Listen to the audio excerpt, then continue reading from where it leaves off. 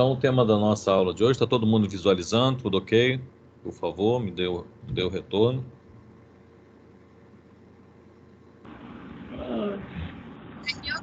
Sim. Sim, né?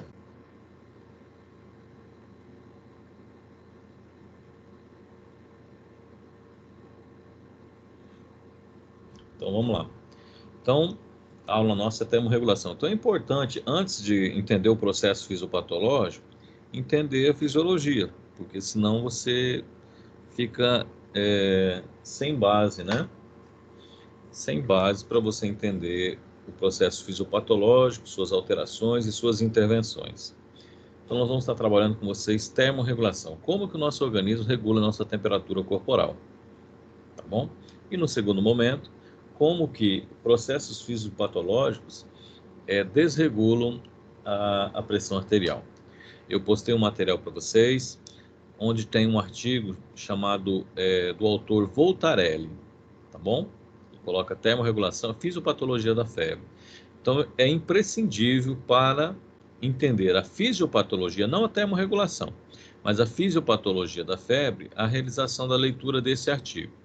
Nesse artigo, ele tem a fisiopatologia, ele fala também das proteínas da fase aguda, então é bom que você já faz uma revisão de proteínas da fase aguda, e aí ele parte para a fisiopatologia. Quando você chegar em FOI, né, que é febre de origem indeterminada, pode desconsiderar no momento, tá bom? Porque o objeto do estudo é apenas a fisiopatologia. Então tem várias páginas lá, dá a impressão que o artigo é um artigo extenso, mas tem várias páginas que ele trata apenas de febre de origem determinada, síndrome da hipertermia maligna, certo? Mas eu quero que vocês realizem só a leitura da fisiopatologia. Deixa FOI de lado, febre de origem indeterminada, tá bom? Então o autor é Voltarelli. Então nós vimos no processo inflamatório que era imprescindível a sinalização local. É isso que seria a sinalização local. O organismo, como mecanismo de defesa, ele cria uma resposta vascular para favorecer a resposta celular e, com isso, a defesa. E, de maneira geral, ele sinaliza através do quê? Através do calor, rubor, do edema e da dor, o local onde está inflamado. Isso são as ações locais. Mas muitos mediadores produzidos no foco inflamatório, especificamente as citocinas, que nós já vimos que citocina é o termo genérico para dizer das interleucinas, né? Com a vasodilatação e o aumento da permeabilidade, elas caem na circulação, tudo bem? Ou seja, vão para a circulação essas citocinas. E na citocina, nós já vimos, no fígado, ela aumenta as proteínas da fase aguda, que nós conseguimos mensurar através de alguns exames laboratoriais, como VHS, proteína C reativa, né?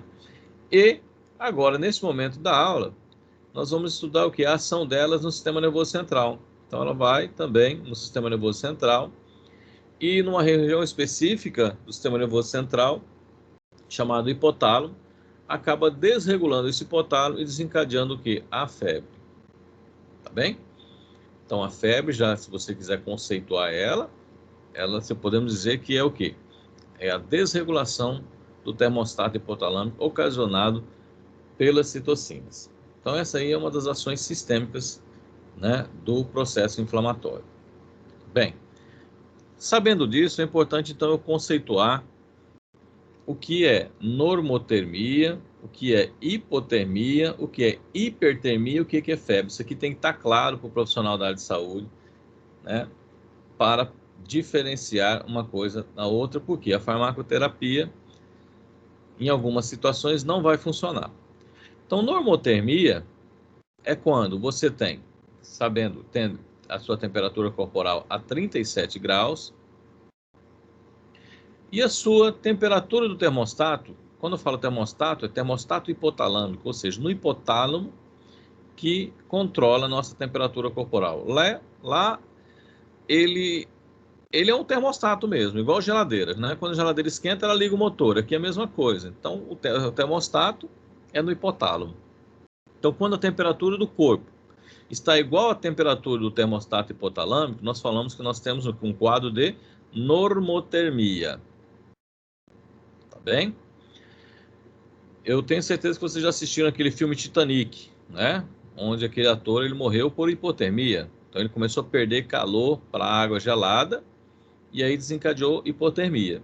Então, quando a temperatura do corpo está abaixo da temperatura do termostato hipotalâmico, nós falamos que o paciente está em um quadro de hipotermia. Nós vimos lá no filme que pode acontecer, né? Com água gelada, mas situações cirúrgicas, né? Com a utilização dos anestésicos, quando você diminui os mecanismos de produção e retenção de calor, pode levar a um quadro de hipotermia. Por isso que no pós-operatório, né, até passar o efeito dos anestésicos, coloca lá o cobertor, né? Às vezes o paciente sente frio. Por quê? Porque atua no sistema nervoso central e, de certa forma, desligou o termostato, né? Então, nós temos essas situações, hipotermia. Nós temos situações como, por exemplo, o paciente está fazendo uma maratona, o paciente está andando de bicicleta, o paciente está correndo, onde ele gera calor pela atividade física.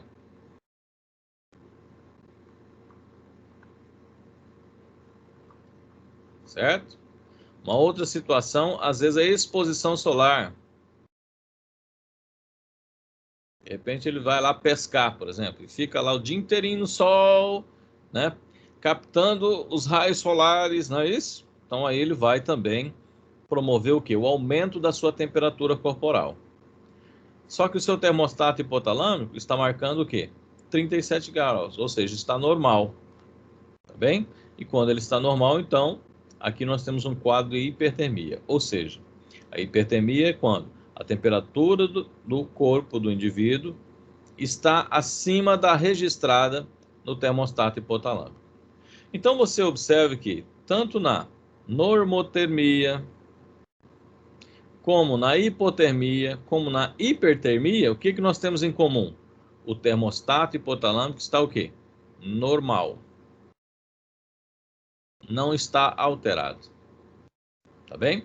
Então aqui, se você colocar um termômetro, a temperatura dele vai estar acima da registrada do termostato. Mas se você administrar um AINES aqui, ó, não vai abaixar a temperatura. Você tem que abaixar a temperatura por meios físicos, não é isso? Ou seja, compressa de água, um ventinho ali próximo, para ele perder calor por condução, convecção e evaporação. Tá bem? Como, por exemplo, quando o paciente está com a temperatura, com um quadro de normotermia, você administrar um AINES aqui, não vai abaixar a temperatura dele, porque o termostato não está o quê?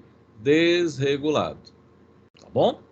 Agora vamos para a situação fisiopatológica. Na febre, a temperatura corporal, né, está alterada e a temperatura do termostato hipotalâmico, lá no hipotálamo, também está alterada.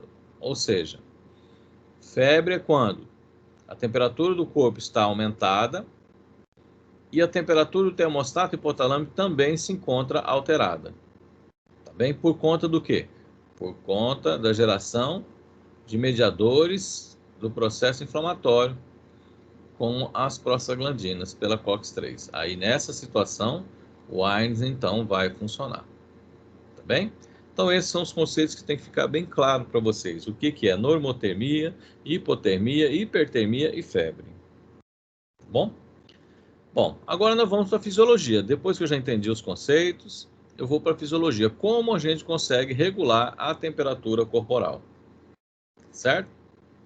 Muito bem. Recomendo a leitura. Recomendo a leitura do Guyton, Tratado de Fisiologia Médica, né, que eu tenho certeza que vocês vão conseguir.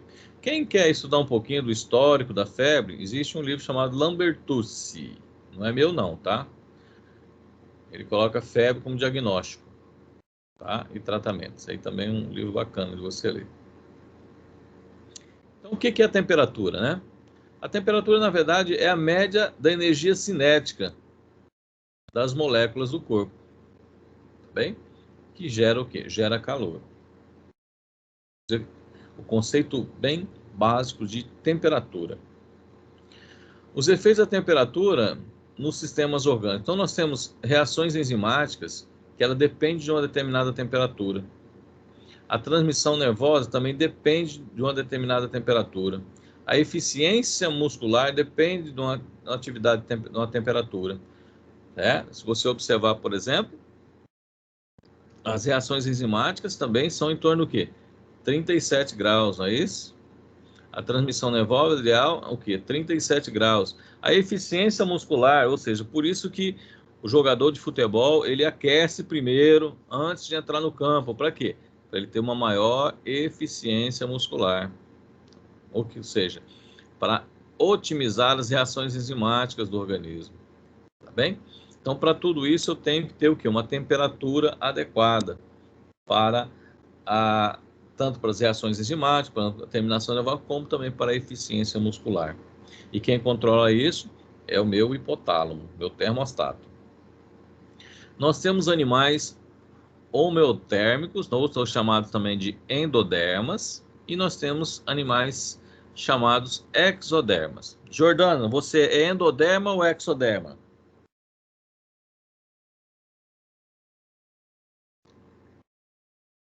Jordana? Oi. Você é endoderma ou exoderma? Eu acho que eu sou exoderma. Então a Giovana é exoderma. Ana Paula, você é endoderma ou exoderma?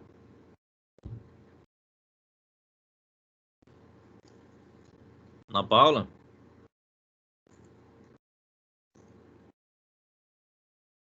Não sei não, professor. Olha, chuta, 50% aí de chance. Você é endo ou exo? Escolhe. Endoderma ou exoderma. Sou Isso. endoderma, eu acho. Então, Ana Paula diz que é endoderma. Muito bem. Fernanda Petriani, você é endoderma ou exoderma?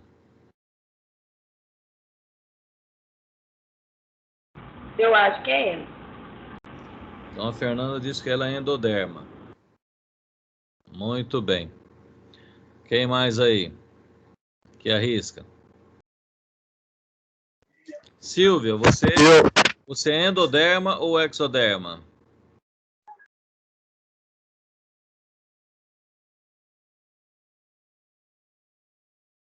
Silvia? Acho que ela tá sem internet, parece que ela falou no grupo. Michele? Ronaldo, você é endoderma ou exoderma? Exoderma. Então, o Ronaldo diz que é exoderma. Vamos lá, quem mais?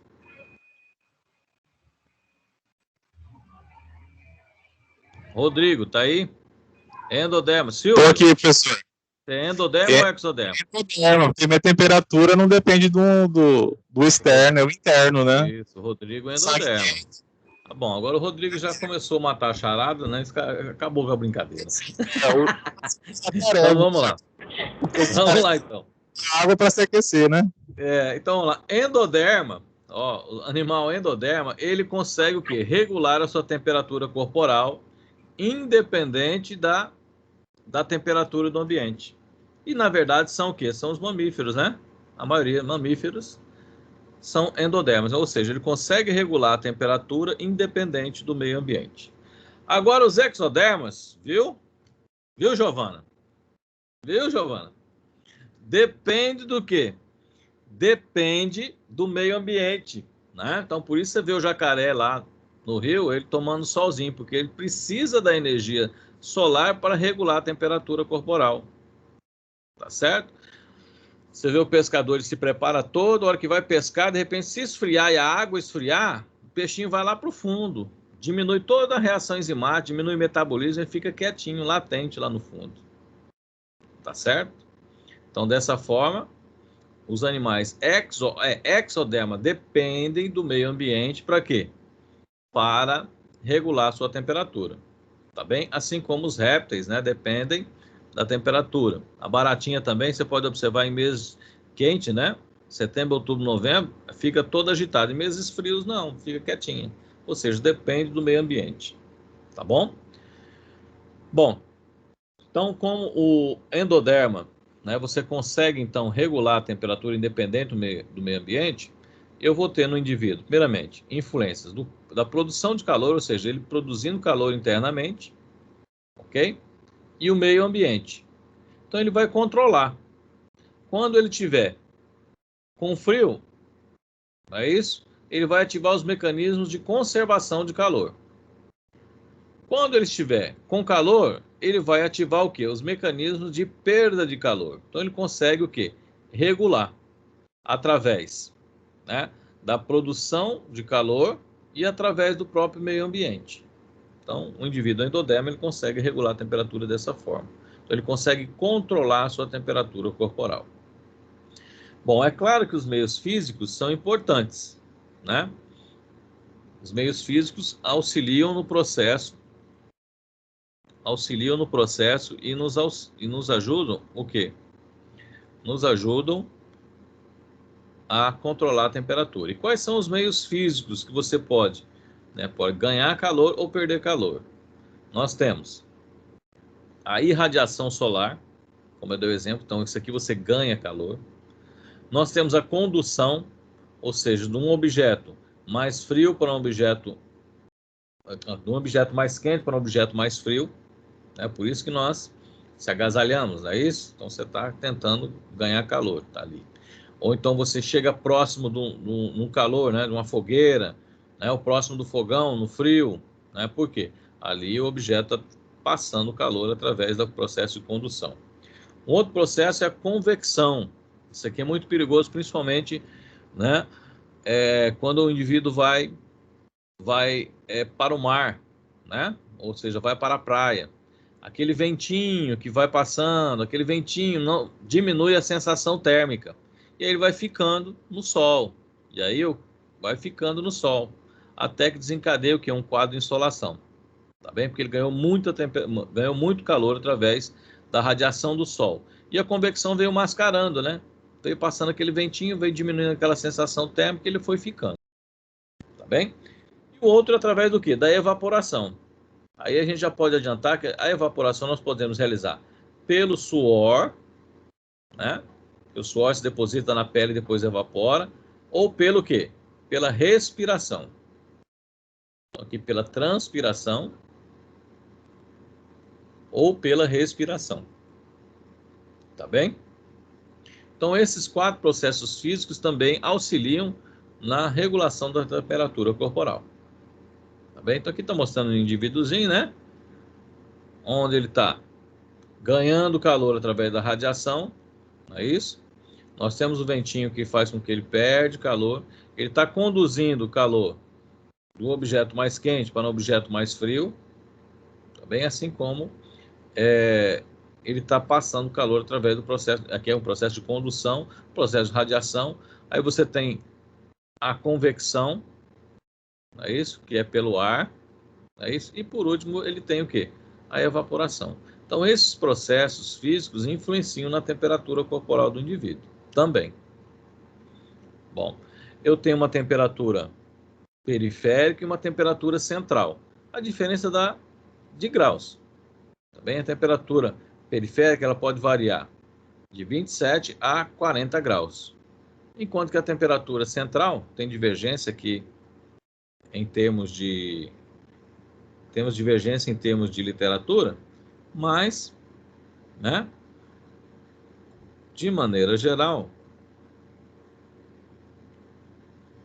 é em torno de 36,7 até 37 graus, ou seja, 36 a 37 graus, tá certo? A temperatura central, tá bem? Então, temperatura periférica e a temperatura central, quando fala assim, a temperatura central, tá bom? Ou seja, no interior dos órgãos é mais quentinho, posso dizer dessa forma assim, principalmente para manter o funcionamento dos órgãos, o melhor funcionamento. Bom, então aqui está mostrando o indivíduo, né? E os 4 processos físicos e a temperatura, tá bem?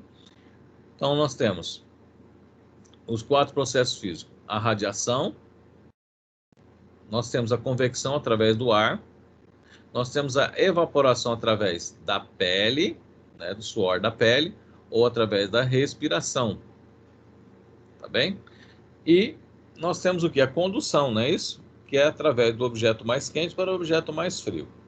Só lembrando também que a própria contração muscular, né, faz com que o indivíduo ganhe calor, tá bem? E aumente a sua temperatura. Então, são os 4 processos físicos. Então, no indivíduo que está fazendo uma maratona, né, por isso que ele joga aquela água no corpo todo, para quê? Para que refrescar, ou seja, a sua temperatura corporal, através do processo de condução, ou seja, do corpo para a água, e depois evaporação da água para o meio ambiente. E, é claro, também a convecção. Tá bem? Bom, isso aqui é importante, são os limites da temperatura, né? Nós temos alguns limites. O ambiente ele pode variar de menos 50 para mais 50 graus, como é aqui. É isso? A temperatura corpórea central, nós temos que tomar um cuidado, não é isso? Cuidado, que eu falo temperatura central do indivíduo, do corpo, corpórea. Porque a menos de 1 grau, a água cristaliza. Então, a água e o meio intracelular cristaliza. Tá certo?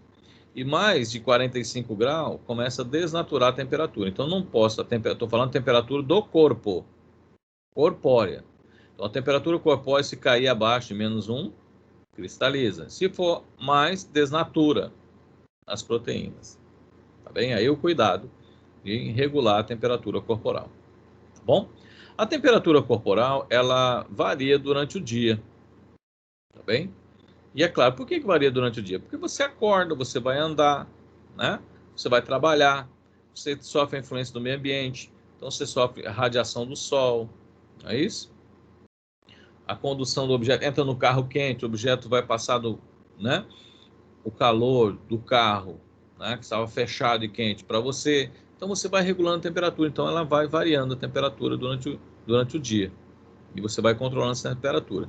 Então começa lá em torno de 36,5 a 37, e aí vai lá 12 horas, né? 18 horas, e aí à noite, se você observar à noite, a tendência da temperatura é o quê? É cair, porque também você está dormindo, você diminui todas as reações enzimáticas, diminui todo o seu metabolismo, a tendência da temperatura também é o quê? É cair.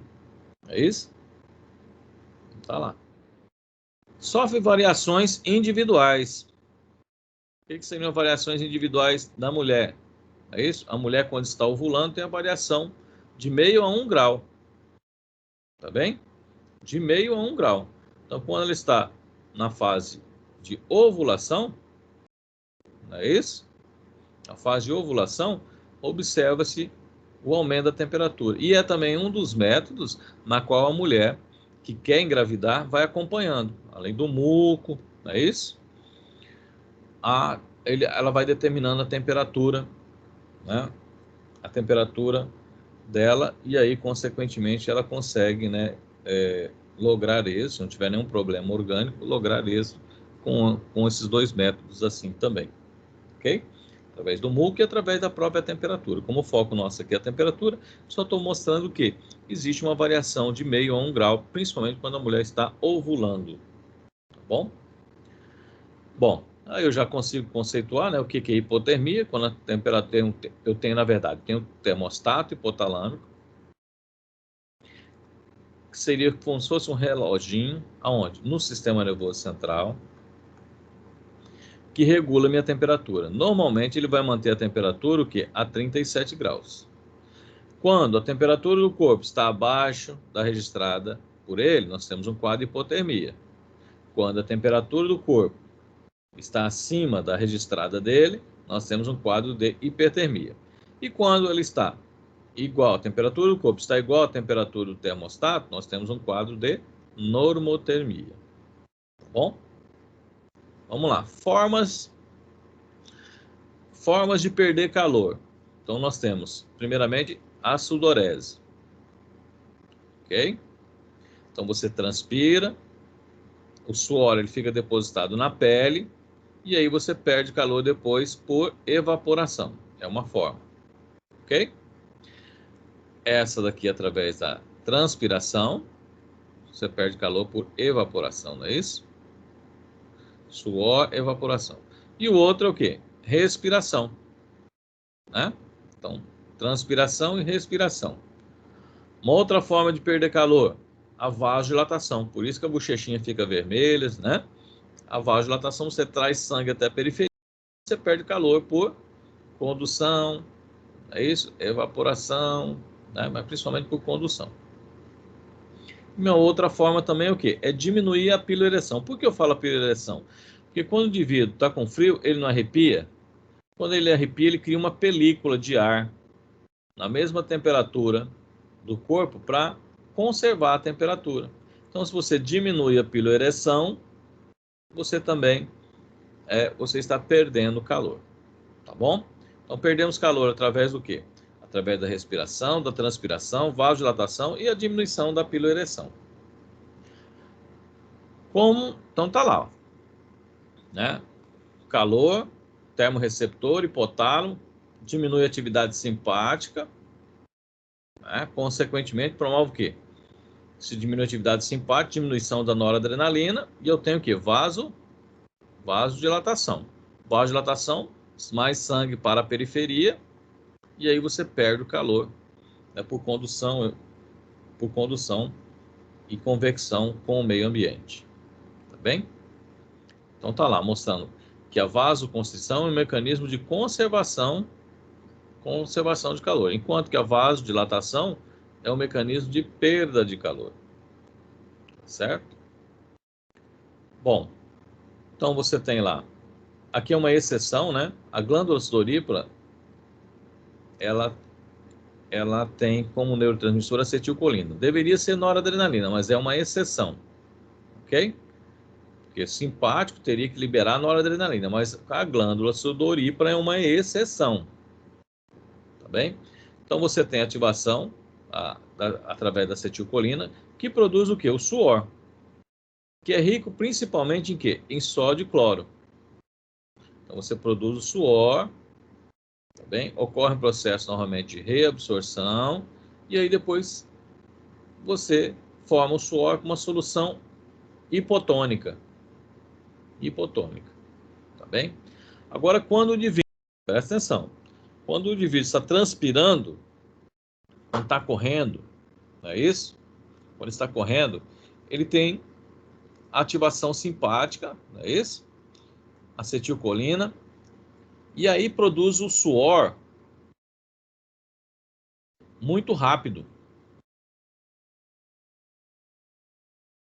E não dá tempo do quê? De reabsorver o sódio e o cloreto. Consequentemente, ele vai se perdendo. E aí, o que acontece? Quando você perde sódio, cloro, potássio, o indivíduo às vezes pode acontecer de desidratar.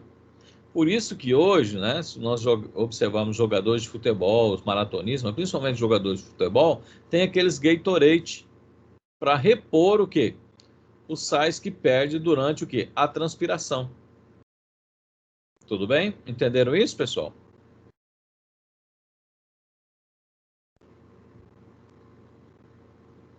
Pessoal? Professor, repete a parte que você falou da exceção da glândula sudorípara. Então, assim, normalmente o quê? O simpático, o neurotransmissor não é a noradrenalina? É. Na glândula sudorípara, a exceção é que ela libera o quê? Acetilcolina, tá bem? Que estimula o quê? As glândulas sudoríparas a produzir o quê? A produzir o suor, tá bem? Que seria o quê? A secreção primária, certo? Esse processo ocorre, é produzido suor, ocorre um processo de reabsorção. Aqui colocou absorção, na verdade seria reabsorção. Ou seja, para você não desidratar, ocorre a reabsorção de sódio, cloro, potássio, tá bem? E aí produz o suor, e o suor com uma solução hipotônica. Hipotônica. Isso o suor normal, transpirando normalmente. Tá bom? Agora, quando você tem uma atividade física intensa, pensa numa atividade física intensa. Ó, jogador de futebol, maratona, onde você tem uma atividade muscular muito intensa, você está produzindo muito calor, ok? E aí, consequentemente, ocorre o quê? Uma ativação simpática muito intensa. Se eu tenho ativação simpática muito intensa, eu vou produzir um suor muito rápido. Grande quantidade, muito rápido. E aí, o que acontece? A velocidade de reabsorção diminui, porque é produzido muito rápido. Não dá tempo de reabsorver. E o indivíduo começa a perder no suor sódio, cloro, potássio. Por isso que o indivíduo tem cãibra, é isso? Por isso que ele desidrata. Entendeu agora, Giovana?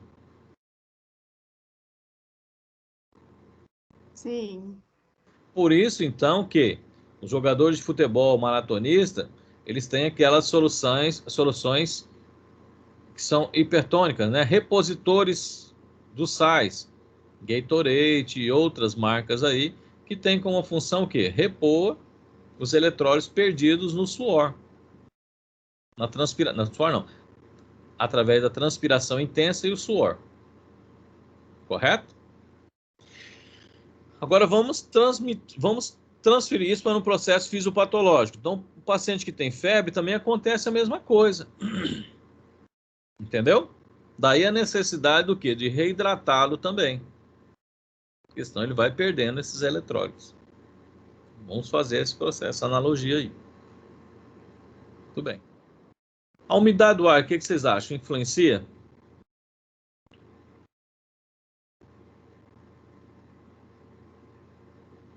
Influencia, não é isso? Então o indivíduo, ele transpira, não é isso? E aí, esse suor evapora. Certo? Se a umidade do ar está muito alta, dificulta a evaporação. Então o indivíduo vai ficar molhado. Se a umidade do ar está baixa, como é o nosso aqui, principalmente setembro, outubro e novembro, tá? Por exemplo, agosto, setembro e outubro, tá certo? Favorece a evaporação. Então qualquer suor vai-se embora. Tá bem? E aí corre o risco, né? Às vezes do paciente o quê? Ter dificuldade na evaporação e correr o risco dele de se desidratar. Tá bem? Por isso que atividades escolares, né, e atividades físicas, nessa época aqui em Cuiabá, às vezes são suspensas. Às vezes suspende a aula porque a umidade está muito baixa. Estou dificultando o quê? Um processo de evaporação. E aí o indivíduo favorece o indivíduo a desenvolver quase o quê? De hipertermia. Certo? Porque eu tenho dificuldade em perder calor através da evaporação do suor. Tudo bem, pessoal? Entendeu isso? Bom. Então, quando a umidade está muito alta, eu dificulto a evaporação. Então, por exemplo, você vai para Manaus, você molha tudo. Por quê? A umidade está muito alta, você transpira, a umidade alta dificulta a evaporação. Então, molha a camisa toda. Aqui de agosto, né? 8, 9 e 10, a umidade é muito baixa. Certo? Então, favorece o quê? A evaporação. Qualquer gotinha de suor que você produz, vai embora. Certo?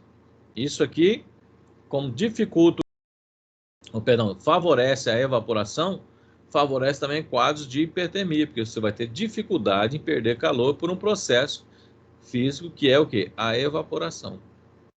Então, favorece os quadros de hipertermia. Tá bem?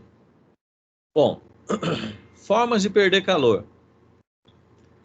Então, vamos lá, formas de perder calor. A mudança comportamental também é importante. Então, quando está lá no hipotálamo você já sabe que é o quartel do sistema límbico e das emoções, é isso? Então, ele também ativa o quê? Vias comportamentais. Aí, o que você faz? você tira a roupa, não é isso? Acha algo para abanar, isso são mudanças comportamentais, tá bem? Agora vamos lá. Todo mundo entendeu isso aqui? Forma de perder calor. Uma das formas de perder calor são mudanças comportamentais. Então, o hipotálamo manda lá para o seu córtex, fala, ó, filho, tá muito quente. E aí você entende, ó, tá muito quente. Então, aí, você naturalmente vai procurando algo para se abanar, procurando ficar próximo do ventilador, próximo do ventinho. Então, você muda o seu comportamento para tentar refrescar o seu corpo. Isso aqui conscientemente, né? Agora vamos lá. Formas de conservar calor. Como que você conserva calor no frio? Né? Então, primeiramente, você tem um isolamento térmico que se dá através do quê?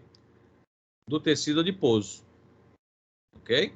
Tecido adiposo. Então, a gordura é um isolante térmico. Ok? Então, começa por aí. Um outro mecanismo é o quê? A vasoconstrição. Então, você promove vasoconstrição, diminui a exposição do sangue na pele, consequentemente, você conserva calor. Um outro mecanismo é o quê? É a piloereção. Então, você arrepia, cria uma película de ar com a mesma temperatura do quê? Do seu corpo. Tá bem? Então, você também conserva calor. E existe um mecanismo de contracorrente também. Ou seja, o sangue arterial, você perde apenas o quê? 1 grau. Então, sangue arterial e venoso. Não é isso? Então, o sangue arterial passa o quê? Para o sangue, a temperatura para o sangue venoso. Então, você só perde 1 grau nesse mecanismo aqui. Então, há um mecanismo também de chamo de contracorrente, ou seja, o sangue arterial leva o sangue a 37 graus. E aí o sangue venoso retorna com o sangue. Então, essa temperatura de 37 graus é passada para onde? Para o sangue venoso, porque você sabe, onde tem uma artéria tem uma veia. Então, ela passa essa temperatura para onde? Para a veia. É chamado mecanismo de contracorrente. Tá bom? Também é um mecanismo de conservação de calor. Então, em resumo, você tem o tecido adiposo, a vasoconstrição, a piloereção e o mecanismo de contracorrente. Tá bom? Então, é só ampliando, ó, mostrando aqui, ó, a temperatura arterial a 37 graus e aí passa para onde? Para o sangue venoso, a temperatura. Então, você tem um mecanismo de conservação. Aí, esse mecanismo chama de mecanismo de conservação de calor, ou seja, ou de contracorrente. Tá bom? Então, quando você está com frio, perifericamente na sua pele você tem os termorreceptores que ativam, né, captam essa mensagem, transmite até ao hipotálamo. Do hipotálamo ativa as vias simpáticas e aí libera o quê? Noradrenalina. A noradrenalina promove o quê? Vasoconstrição. Então você diminui a quantidade de sangue no tecido periférico, ou seja, nos capilares aqui.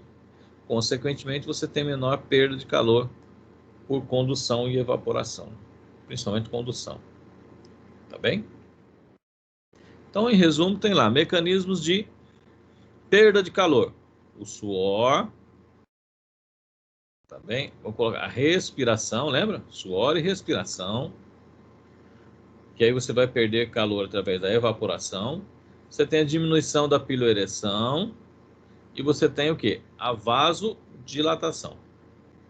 Retenção de calor, você tem a piloereção, ok?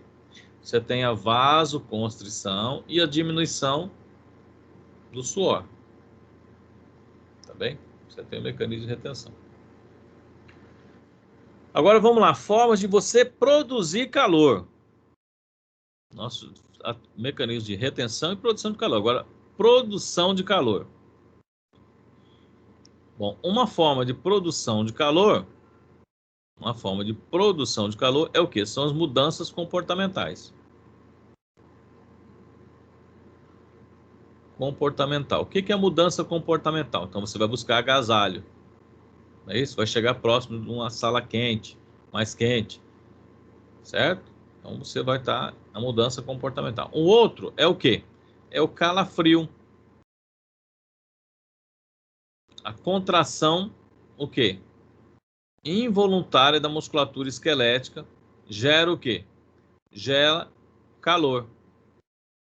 Tá bem? Gera o quê? Gera atividade muscular e gera calor.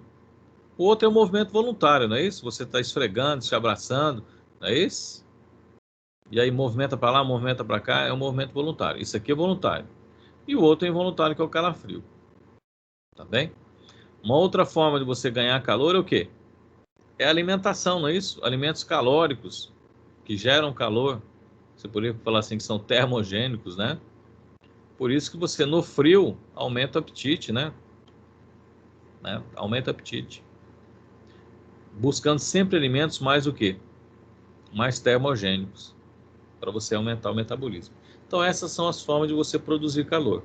É a mudança comportamental, é o movimento voluntário de atividade muscular para você ganhar, e o movimento involuntário, que é o calafrio. Tá bem? Além do mais, você tem o quê? Como o hipotálamo também, ele faz parte do centro da fome, ativa a sua fome e aí você aumenta o quê? O consumo de alimento naturalmente no frio. Então, por isso que no frio a gente tem vontade de comer mais do que no calor. Tá bem? Bom, então você tem lá, né, o frio, termorreceptores são ativos. Esse estímulo chega aonde? Até o sistema nervoso central através das fibras da pele. No hipotálamo, ele é interpretado que você está com frio, ativação simpática. Ok? Libera o quê? Noradrenalina. Noradrenalina vai atuar onde? Na musculatura esquelética nós temos receptores do quê? Beta-2 adrenérgico. Então a noradrenalina ativa o receptor beta-2 adrenérgico e aumenta a atividade muscular. Através do quê? Do calafrio. Esse calafrio seria contração involuntária. Você tem o quê? Geração de calor. Então você aumenta a produção de calor. Tá bem? Então tá mostrando lá, né? Aqui, perifericamente, você tem, vamos colocar aqui, ó, os receptores, né? Para o frio, chamados de termorreceptores. Eles captam essa sensação, levam até onde? Até o hipotálamo. Ativa o hipotálamo. No hipotálamo você tem uma resposta diferente, ó, fazendo com que as fibras gama aumentem o que? O tônus muscular. Ou seja, começa a desenvolver calafrio. Por quê? Porque nas fibras musculares você tem receptores beta, então aumenta a atividade que simpática, né? Libera noradrenalina. E aí aumenta o tônus. Tá bom? Termogênese química é uma forma também de você produzir calor. Tá bom? Como é isso? Hipotálamo.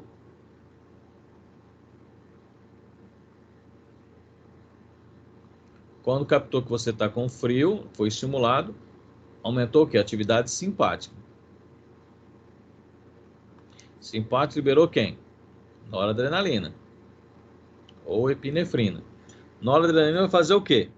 Ela precisa quebrar a gordura. Então, nos adipócitos você tem receptores beta-3. Então, a noradrenalina se liga no receptor beta-3 e quebra, né? Quebra, transformando em glicerol. E o glicerol depois é transformado em glicogênio. E o glicogênio depois é quebrado em glicose. E a glicose é importante para quê? Para atividade muscular. Porque o indivíduo vai contraindo, não é isso? Está tendo calafrio, mas chega um momento que ele começa a precisar de energia. Ele vai tirar energia de onde? Do glicogênio. Tá bom? Do glicogênio. Por isso você tem aí, para emagrecer, o pessoal utiliza a crioterapia, né? A crioterapia. Tá bom? Por isso que o pessoal aí utiliza lá os derivados da efedrina para quebrar a gordura, né? Que aumenta a atividade, ó, simpática, né? A efedrina quebra a gordura, transforma em glicerol, depois transforma em glicose, depois glicogênio, e aí depois é fonte do quê? da atividade muscular. Então, o indivíduo ele tem atividade muscular através da academia, e aí aumenta a quebra da gordura utilizando o quê? Utilizando ali a efedrina. Por isso que a efedrina foi descontinuada, não é isso? A Anvisa proibiu. Tudo bem, pessoal? Entenderam isso? Bom, uma outra forma é o T3 e T4. São os hormônios, né, da tireoide, que em situações de frio intenso,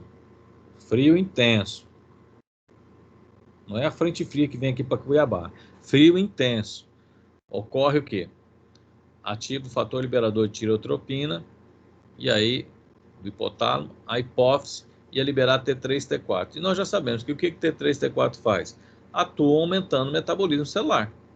Então tá lá T3 e T4, aumentando o quê? Aumentando o metabolismo celular. E aumentando o metabolismo celular, aumenta a velocidade das reações bioquímicas, aumenta também o quê? A energia térmica, cinética, né? E a energia térmica. Aumenta a temperatura. Então ele aumenta a atividade das mitocôndrias, aumenta a atividade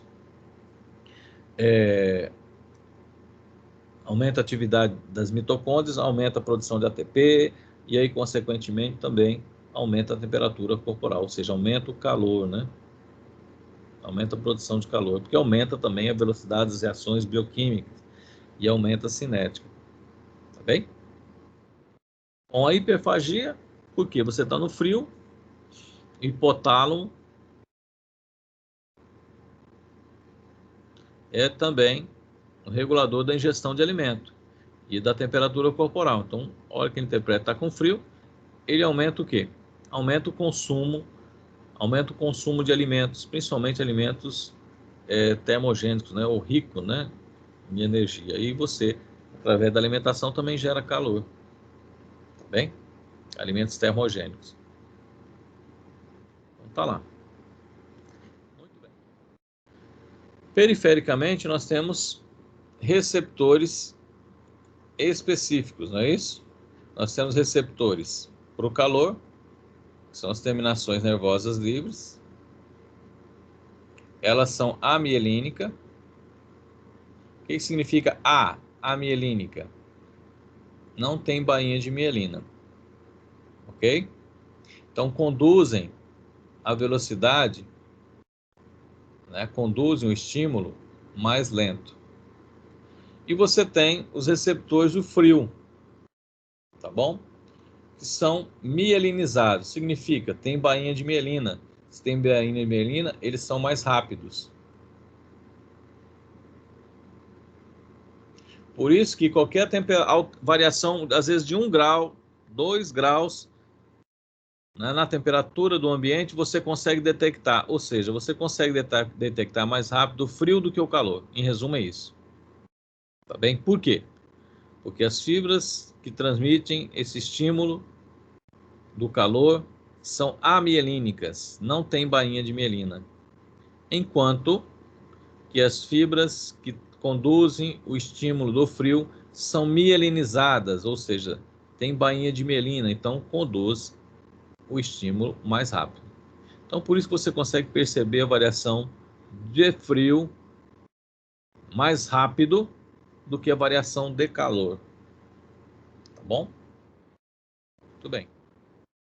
Então, você tem, e também outra coisa, o número de receptores, né? Além do tipo de fibra, você tem mais receptor para frio do que receptor para calor. Tá bom? Então, tá lá. Os receptores da frio, que captam essa variação até de 1 grau, e os receptores de calor, quente, central, tá bem? Tudo bem. Fresco, e aí vai, né? Frio, e aí vai. Vai aumentando a temperatura. Condução do estímulo, né? Primeira ordem. Para onde que vai a condução? Então, eu já sei, ó.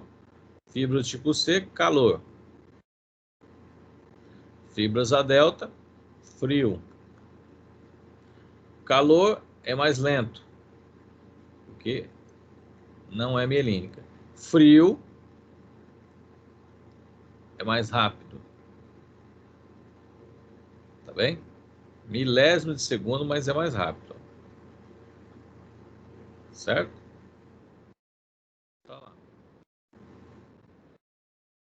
Então, eu tenho mais receptores, né? Eu tenho mais receptores para frio, é mielinizada, enquanto que eu tenho um menor número de receptores para calor, e é amielínico. Conduzem isso até onde? Conduzem até a medula, e da medula é retransmitida aonde? Para o hipotálamo. Tá bem? Para o hipotálamo, que é o meu termostato hipotalâmico. Certo? Nós chamamos de neurônio de primeira ordem, que é da periferia até a medula, segunda ordem, da medula até onde? Sistema nervoso central. Tá bem? E de terceira ordem é do hipotálamo para onde? Para o córtex, que são as respostas comportamentais. Então, primeira, periferia até a medula. Segunda, medula até o hipotálamo. Terceira, do hipotálamo até o córtex. Ok? É só mostrando a condução na medula, onde que chega e assim sucessivamente. Qual que é a função do hipotálamo? É manter o quê? A homeostasia da temperatura corporal. Tá bem? Ativando o quê? O sistema nervoso autônomo, que é o simpático, o endócrino, né, T3, T4, e o somático, que é a musculatura esquelética. Tá bem?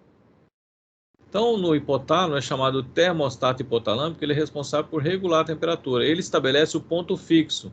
Então, ponto fixo ideal para a velocidade das reações bioquímicas no organismo em torno de 37 graus.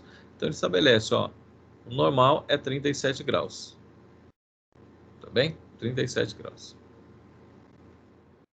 Então, tá lá. O hipotálamo, ele é o quartel-general de todo, ele controla praticamente tudo ali.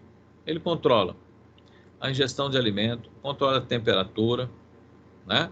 Controla a fome, a sede. Então, tá lá. A vasoconstrição, a vasodilatação, tudo é controlado pelo hipotálamo. Bem? Então, o hipotálamo anterior, ele é responsável pela conservação e produção de calor. E o posterior, enquanto que o anterior é responsável para impedir a elevação da temperatura, ou seja, o mecanismo de dissipação de calor. Tá bem? Então, o anterior, perda de calor. O posterior, ganho e conservação de calor. Tá bom? E aí só algumas áreas que são mostradas. Então, tá lá. Temperatura central e a temperatura ponto fixo. E aí os mecanismos. Quais são os mecanismos? Mecanismos de produção e os mecanismos de dissipação de calor. Tá bem? Então, quando a temperatura, tá, né? Quando a temperatura do corpo, né, está maior do que o ponto fixo, ou seja, a temperatura corporal, está maior do que a temperatura do hipotálamo, ativa o quê? Os mecanismos de perda de calor. E quais são os mecanismos de perda de calor? É a vasodilatação, a sudorese, aumento da frequência respiratória para você perder calor por evaporação. E a mudança o quê? Do comportamento. Você vai tirando cobertor, você vai tirando roupa e assim sucessivamente. Ok? Agora vamos pensar o contrário, né? Quando a temperatura do corpo, né, a temperatura corporal, está menor que a temperatura do ponto fixo, do hipotálamo, o que acontece? Ativa os mecanismos de retenção e produção de calor. Quais são os mecanismos de retenção de calor? Vasoconstrição, piloereção, ok? Mudança comportamental, você vai se agasalhando. E o mecanismo de produção de calor? Aí você tem o calafrio, a termogênese química através do T3, T4, tá bom? Assim como também o apetite, aumenta o apetite, para você reter calor e produzir calor, tá bom? E aí se iguala novamente a temperatura, tá bem? Você tem um equilíbrio térmico aí. Tranquilo aqui, pessoal? Entendido? Termorregulação? Algum mecanismo que ficou não contemplado?